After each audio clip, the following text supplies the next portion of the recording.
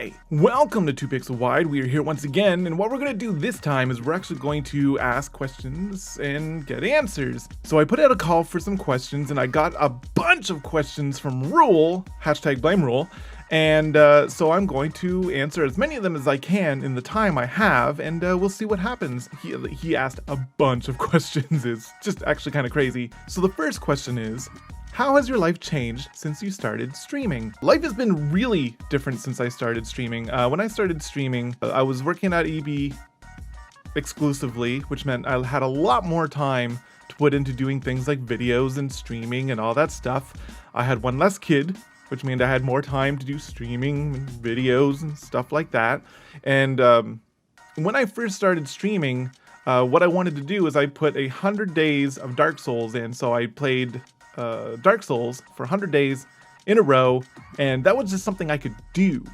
And to think back at how I started streaming with 100 days of Dark Souls and the 24-hour stream and all this and all that, I put a lot of time into it, and I could actually stream every single day without fail, and it was something that I could do. And now that I'm working 2 jobs and I have one more kid, and it's just life has gotten a lot more busy, and I can't stream near as much as I'd like to.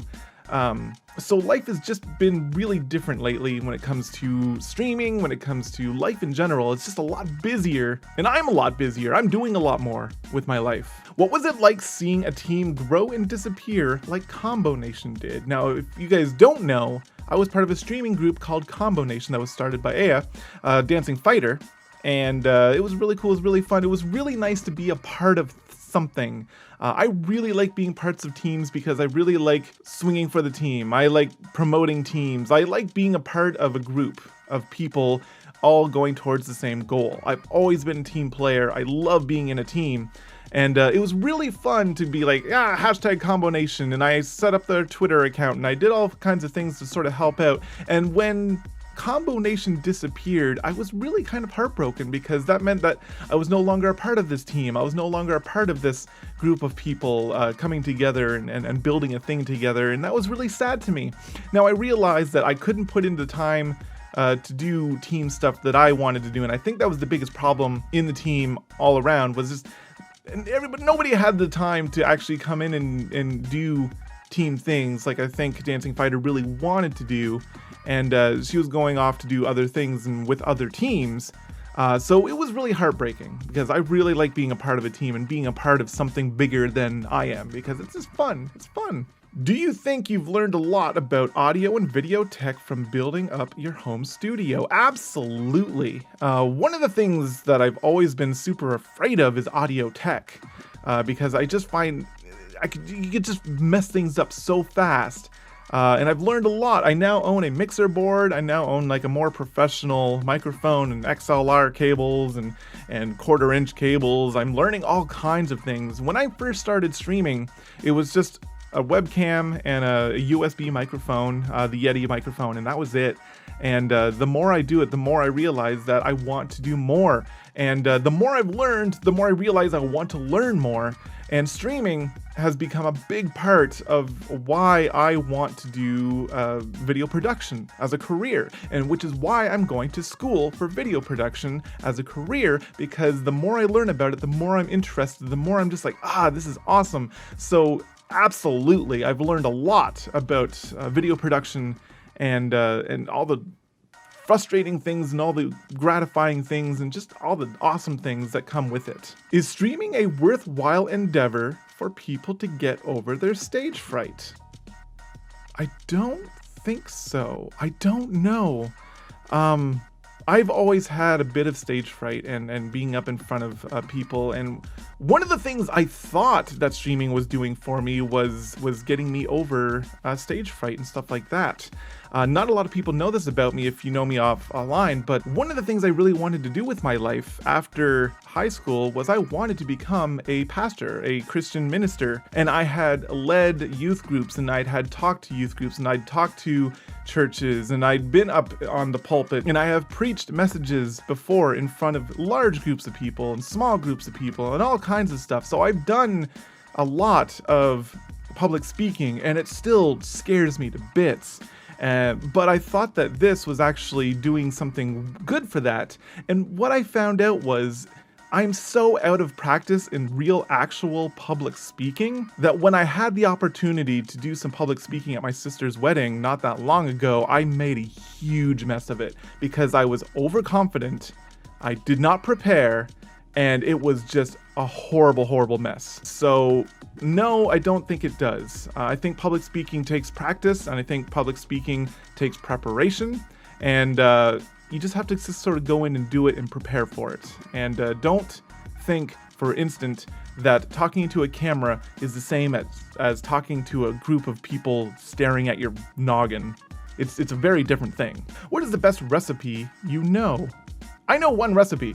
I make some really awesome pasta sauce. So I make some really good pasta sauce and I add a bunch of stuff, and I'll maybe make it on a video at some point for you because explaining it is weird. What is the fastest recipe you know?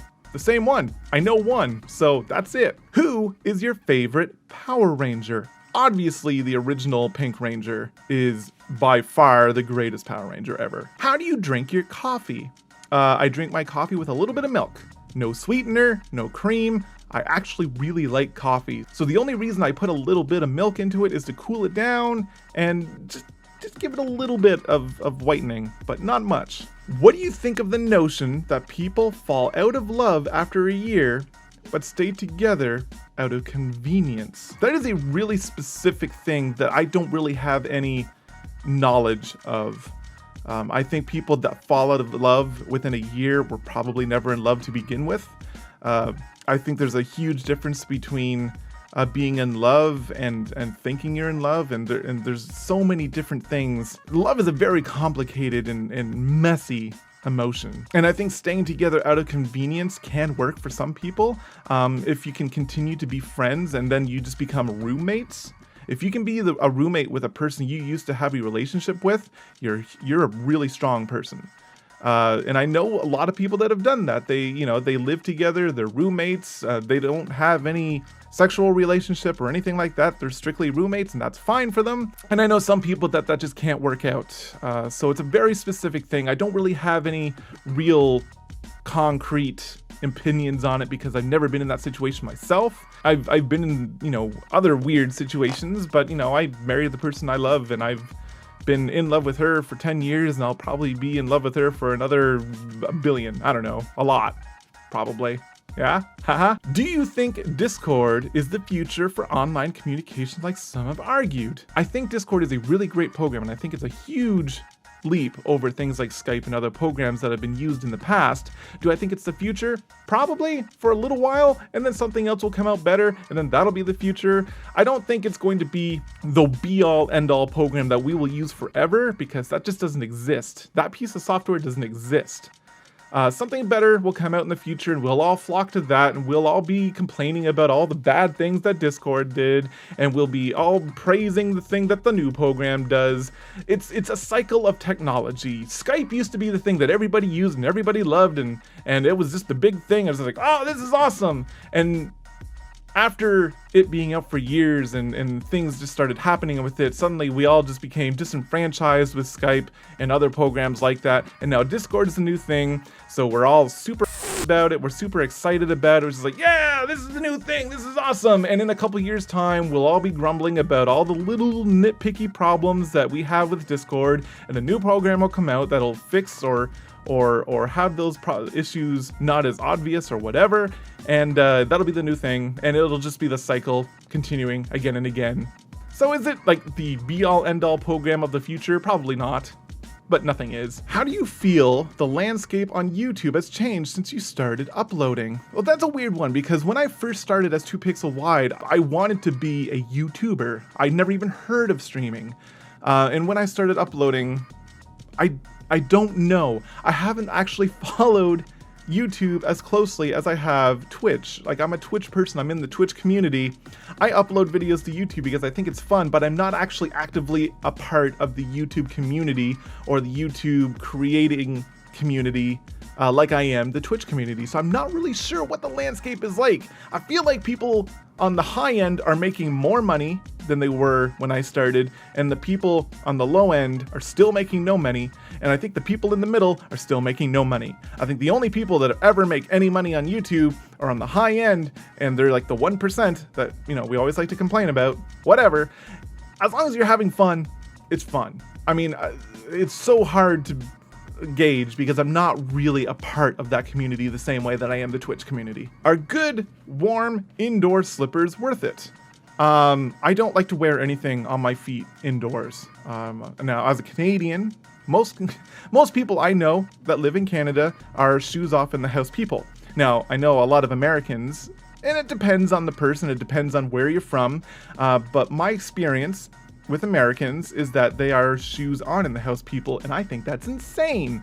But I don't like wearing anything on my feet in the house. I think it's just the more comfortable thing. And even slippers, as comfortable as they are, still not as comfortable as just, you know, maybe sock feet.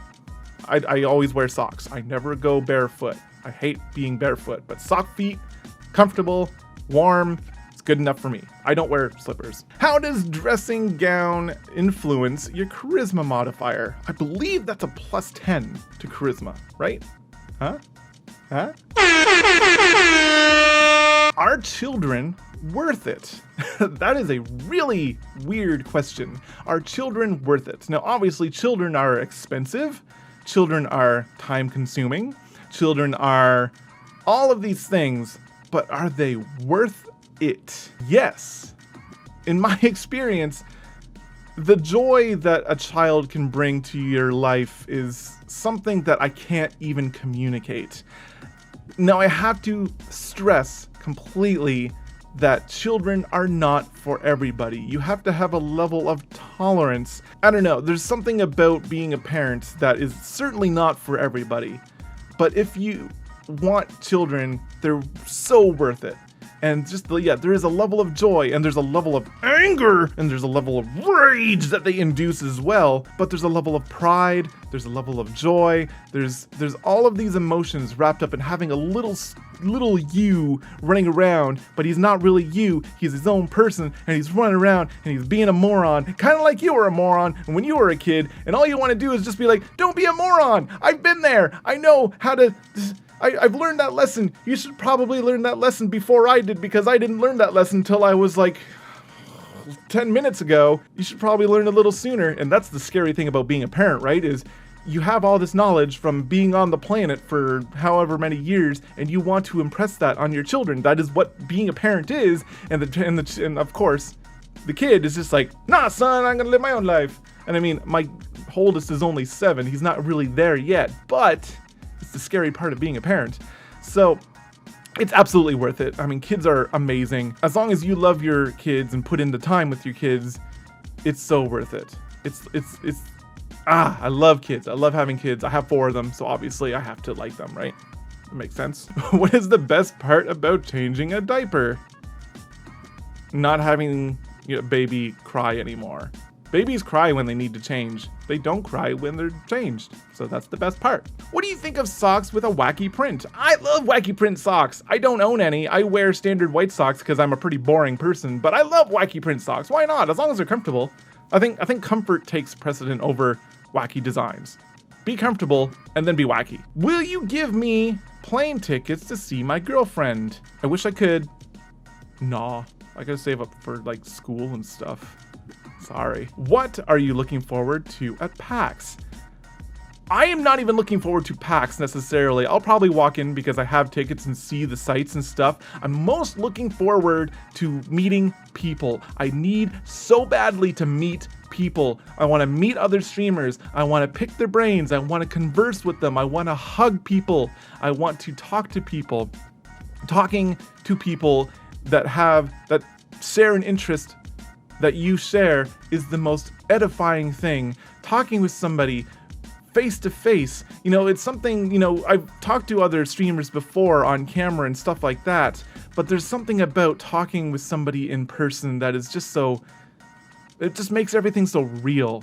So I'm really excited to meet other streamers and also people that watch me and people that, it's really cool to meet people that you only know as a string of text on the screen and actually put a face to that. It is something super awesome about that. A little side note, my first real girlfriend was a person that I met through online conversion. So when I met her for the first time and saw her face and put a face to the text on the screen, that was really cool. And then she turned out to be crazy. So I'm also a little apprehensive about meeting people and having them just turn out to be crazy, but that's another story for another time. Oh, besides meeting people, I don't know, seeing video games or something, I guess. Where do you see yourself in 10 years? Hopefully I've started working in video production professionally as a career. I'm hoping to have started a career and be years into a career at that point. Careers are super important. I want to start a career. I'm 32 years old. I haven't started a career yet. How often do you look at life around you and wonder if you've done well for yourself? It's one of the major reasons why I'm going to school now, because I ask that question literally every moment of every day. It's like, have I done well for myself? Have I done well for my kids? Have I done well for my wife? Have I done well for the people around me? And the answer, honestly, if I was honest with myself, no. I'm a person who's working at a convenience store. I'm working retail. I'm making minimum wage. I'm not doing as well as I could be. I'm a person with a lot of passion. I'm a person with a lot of talents. I'm a person who cares a lot about certain things, and I've needed the drive to go to school and start a career, and I think I finally found that, and I just hope that everything goes through, because then I can, look at that question and go, have I done well? I think so. I want to be able to give my kids the things that they want. I want to be able to give my wife the things that she wants. And life isn't about things. Life isn't about stuff. Life is about love and joy and companionship and being with each other. But at the same time, it's really heartbreaking when your kid wants this stupid little thing and you're just like, nah, I gotta pay a bill instead. It sucks. It sucks living on minimum wage and whatever. But yeah, best flavor of cheesecake. Cheesecake. Straight on the rocks. Cheesecake. Awesome. How many monitors is too many monitors? Over 3. I think once you hit 4 monitors, nah, son, don't do it. 3's perfect because you have the middle and the 2 sides. Any more than 3 is too many. How many questions is too many questions? About this many. Would you mind one more? Sure. Do you think it's worth it to get a driver's license at a young age? Absolutely. Do it. I do not have my driver's license. I'm 32 years old. Just do it for the sake of not having your family ridicule you at every moment. It's one of those things you probably should do. It's probably one of those things that really does give you a sense of freedom.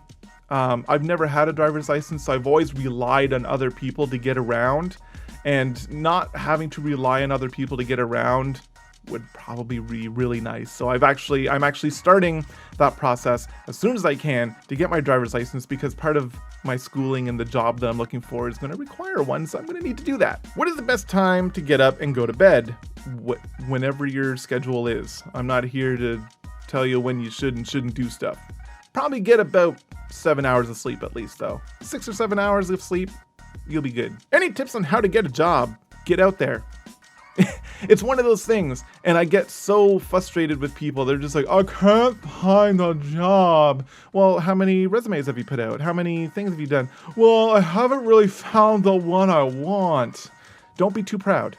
I mean, if you just need a job, don't be too proud. Put resumes out everywhere, anywhere, and go for it. Start small. I'm working at a convenience store. You can't be too proud. That's the biggest thing. If you need a job, if you need money coming in, don't be too proud to take the crappy minimum wage crap job and then build to something better later on. Just put as many resumes out there, put a smile on your face. And also, another thing that I found is really effective and really important is when you're going in to drop off a resume, don't just drop it off to whoever's there. Get the name of the person who would be doing the hiring, get the name of your potential boss, meet them, shake their hand. be presentable, be, you know, be a real human being, shake their hand, give them a smile, make yourself known in their head. So when they're sifting through resumes, they, oh yeah, it's that guy. He was really cool. He shook my hand. He called me by name. That kind of thing. It's the little details like that that is super important for finding a job. Want a kiss? No, I only kiss my wife. Shut up. Okay. All right. I got to stop this video here. The audio is probably all out of whack right now. I'm going to have to do a lot of editing for this. But thank you guys for being here and being awesome. Love your faces and your butts. Remember, I'll be back on YouTube at some point whenever. I was about to do my Twitch rant. I'm so used to doing the Twitch rant, it just kind of flows out of my mouth at this point. Give me a thumbs up if you like this video, give me a thumbs down if you hate yourself, and remember, I'll be back again whenever to do this. Hit that subscribe button because it's YouTube, and that's what you do on YouTube. Ha! That's the thing. All right, peace out, guys. Talk to you later. Bye!